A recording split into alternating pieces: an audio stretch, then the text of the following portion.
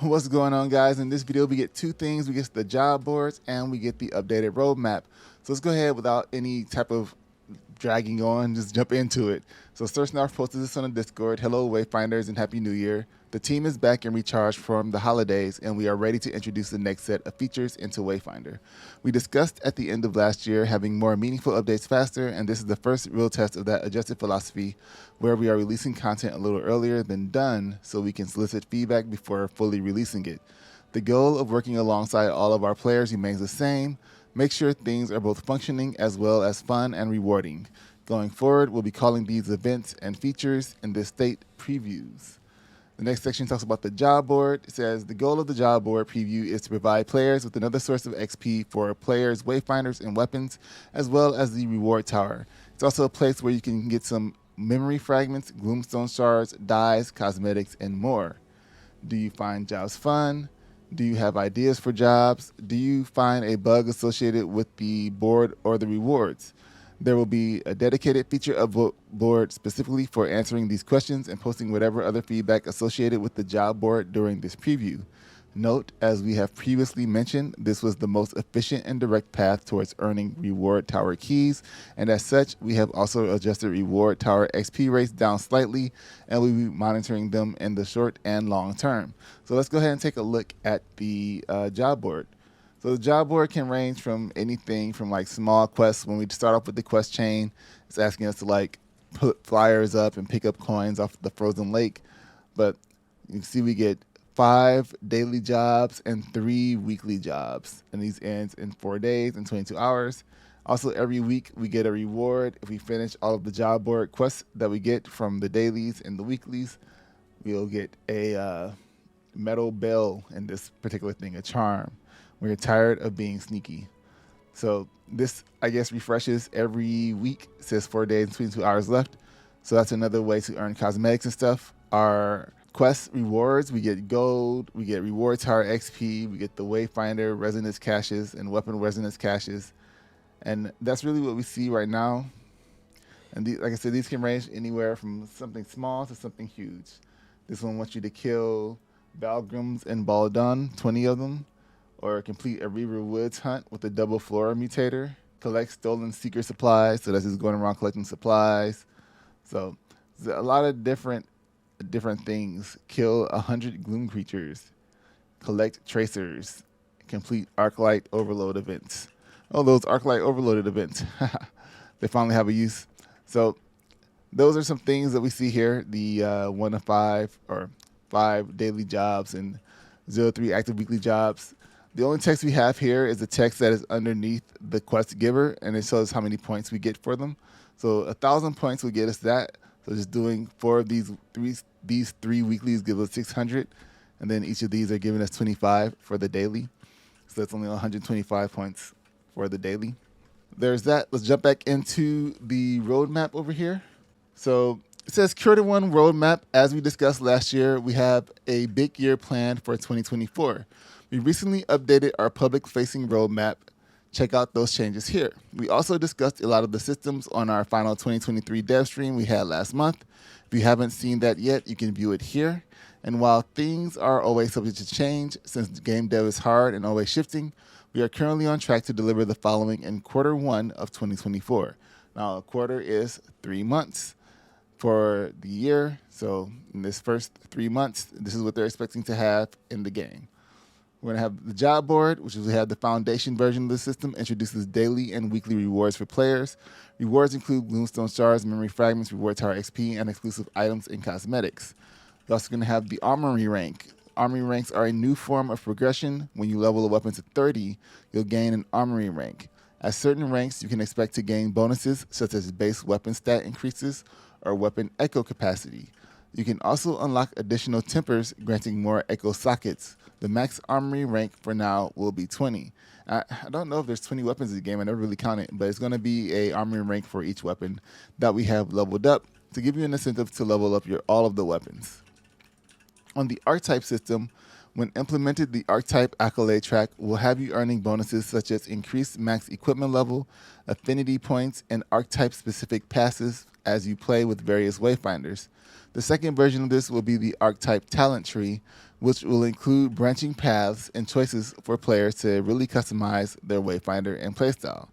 So I'm guessing we're just going to get the first part now, but it do sound like they're going to try to put both in this first quarter. But I think we're just going to get that first part and not the second version. Next, we got Mythic Hunts. They may be the fights you know and have memorized, but they will be designed to present an extreme challenge for players and in return have drastically increased accessory and crafting component drop rates. Mythic Rush Echo variants, new accessory sets, and Black's Gloomstone drops to use alongside the increased affinity cap.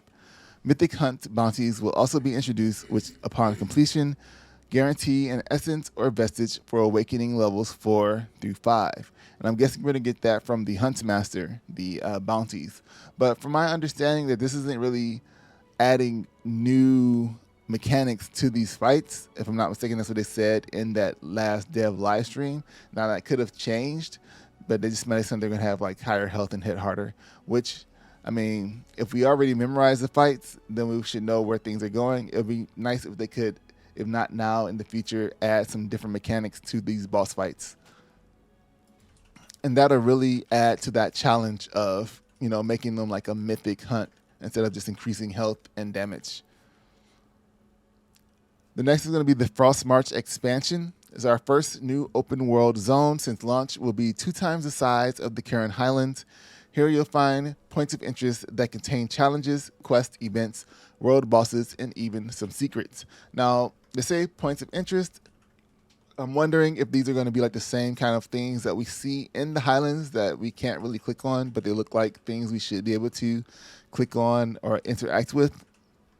Because there are a lot of areas in the Highlands where it looks like you can be able to summon a world boss or something there. So I wonder if there'll be the same thing here in the Frost March zone where it'll look like we'll be able to summon something or we'll have a quest that'll take us to these places. Have mounts. We can't introduce a massive new zone without making it a breeze to travel around, can we? Mounts will allow you to traverse skylight and open world areas with ease, with founders finally getting to show off their Highland Strider. So we'll all get to see that Highland Strider, and I wonder for those who don't have the Highland Strider, what mounts will be available. How will we get the mounts? I'm guessing there's going to be a quest to unlock mounts. So that should be a whole interesting experience. It's going to be something that new putting into the game, or at least a preview version of it. So we'll see how that works. Grendel and new reward tower. So Grendel, as well as his associated reward tower, will be smashing their way into Evanar. All players who purchased a Founders Pack with the Founders Season 2 reward tower will be getting Grendel and his tower. Now, this is very important. They have not put a price on reward towers yet. So if you don't have the premium reward tower, you're still going to have access to the free reward tower, which is like 20 unlockable spots. And you'll still be able to craft Grendel. It doesn't say that here. It just says we have the thing, but Grendel will be available for those who don't have that reward tower, the premium reward tower, to craft him. So all of these systems will culminate in the Ultimate Challenge, our first 6-player raid. The raid will launch early in Q2 to allow Wayfinders to gear up and prepare themselves and their squad. We're incredibly excited about this challenging in-game content we're designing, so stay tuned for more info as we get closer. In between these large releases, we will continue to focus on hotfixing the game to improve performance, server optimizations, balance, bug fixes, and more. 2024 is the year of our original vision for Wayfinder coming to reality. We're incredibly excited about the future, and as always, thank you for playing and being a part of this growing and awesome community. And then we have a little Q1 2024 with all they're going to have here. So it's going to be a lot in here. Level 35 loot coming from the Mythics, epic accessory sets, affinity cap increase, additional echo slots, mythic echoes, new Wayfinder, new open world zones, new world bosses, new weapons, new reward towers, and mounts. So I want to add here, before I jump into a lot of these couple of announcements they have in the dev tracker, is that people seem to be getting burnt out, feeling like they have to grind to keep up with all of the top players or people that are really on all the time, doing all the stuff with like in Discord or some of the people that are making these crazy builds.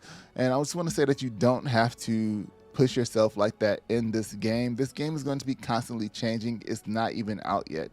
So you're not going to be missing anything, if you're not able to kill something in less than a minute. So don't try to pressure yourself to keep up with that or be the best in that aspect. My builds that I haven't even posted any of them yet, but if you're interested, let me know in the comments. My builds are all just me relaxing and having fun playing the game, focused on survivability, but I'm not really like stressing, you know what I'm saying? So if you guys are interested in that, let me know.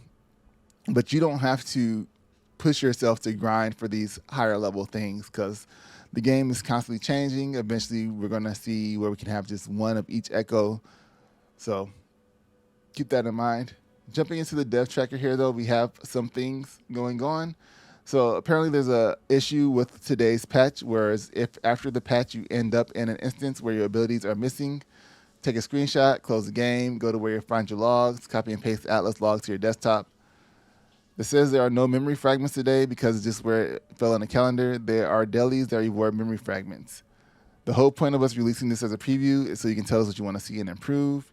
And as a general reminder, any bugs you find within the job board should be submitted through feedback. Now, there are also some patch notes that we can go over for this, because they did do some other fixes. So the quest, you'll see when it pops up, it'll automatically give you the quest called Bad Omens for the job board. And that's where you're going to see the small quest giving you an idea of what the quest is like and telling you that it's limited and how many quests you can do, and take you to the job boards. It says you'll be able to find the job boards in Lower Skylight and in Deepwood Holt, and also near the Great Lift and behind Lord Halar's hut. Now for performance, they took off mouth smoothing by default, so it's going to result in a smoother gameplay experience in the event of sudden frame drops. And they will add the option into the setting menu in the feature. And then for bug fixes, they fixed an issue where the Gloom Collapse mutator wouldn't start correctly, fixed a crash in the mines during the Bond of Blood quest, fixed an issue where signifiers could appear inactive in the highlands on the map. Pages for restoring the archive will now spawn when using greed or solar mutators. Reduced the frequency of the Farseer beam attack, fixed an issue where max gear level would display as 1 after changing echoes, and Radiant Dawn weapon ability will now properly refresh instead of stacking. So that is a lot of good news this week. Hopefully we can see, I still think it's going to be like every other week we see an update jump into the game, but if it is every week, that would be pretty great. So keep your eye out here for more information on everything Wayfinder, and we'll have some more news about some other stuff in the future. Thanks for watching. Subscribe to the channel, and I'll see you in the next one. Peace.